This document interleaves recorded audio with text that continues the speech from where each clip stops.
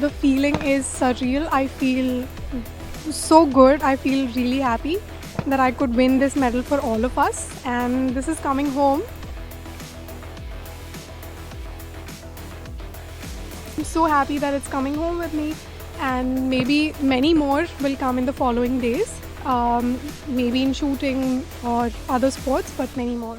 Paris Olympics 2024 में भारत का खाता खुल चुका है। भारत ने पहला मेडल जीत लिया। मनु भाकर शूटिंग में ब्रॉन्ज मेडल जीतकर उन्होंने इतिहास रच दिया है। आपको बता दें कि आज तक के इतिहास में कभी भी निशानेबाजी में किसी ने भी शूटिंग मेडल नहीं जीता था। 22 वर्ष की मनु भाकर के लिए यह सफर आसान नहीं था, लेकिन मनु भाकर ने इस बार किस्मत पर हावी होते हुए इतिहास रचा है। जरूर वो गोल्ड मेडल की रेस में आ गई थी, लेकिन अंत में वो थोड़ा सा पिछड़ी, लेकिन एटलीस्ट कम से कम मेडल तो वो जरूर लेकर आई हैं और पहला मेडल भारत को शूटिंग के रूप में मिल चुका है। अगर मनु भाकर के सफर की थोड़ी सी बात की जाए तो आपको बता दें कि जब वो 14 साल की थी तभी से उन्होंने मन बना लिया था कि वो ओलंपिक्स में जाएंगी और शूटिंग में भारत का प्रतिनिधित्व करेंगी, और वही उन्होंने किया। हालांकि उससे पहले उन्होंने बॉक्सिंग भी ट्राई की थी, लेकिन उनकी आंख पर तब चोट लग गई थी तो उन्हें बॉक्सिंग छोड़नी पड़ी। उनके परिवार से उनको पूरा सपोर्ट मिला और इसकी वजह से आज देश का नाम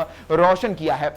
मनु भाकर पिछले ओलंपिक्स से खेल रही है, उनका दूसरा ओलंपिक्स है, यानी कि जब टोक्यो में ओलंपिक्स हुआ था तब वहां पर मनु भाकर को किस्मत ने धोखा दिया था। जब किस्मत की बात आती है तब उनकी पिस्टल खराब हो गई थी।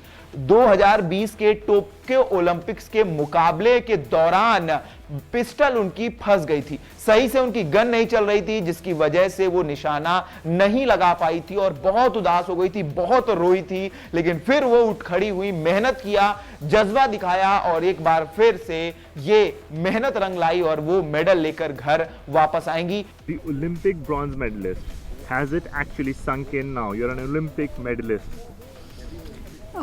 Yes, it has sunk in now because I have a match to shoot tomorrow. But the feeling is surreal. I feel so good. I feel really happy that I could win this medal for all of us, and this is coming home. After so long, so many years it's been for shooting in the like winning a medal, podium finish and all. So I'm so happy that it's coming home with me, and maybe many more will come in the following days, maybe in shooting or other sports, but many more.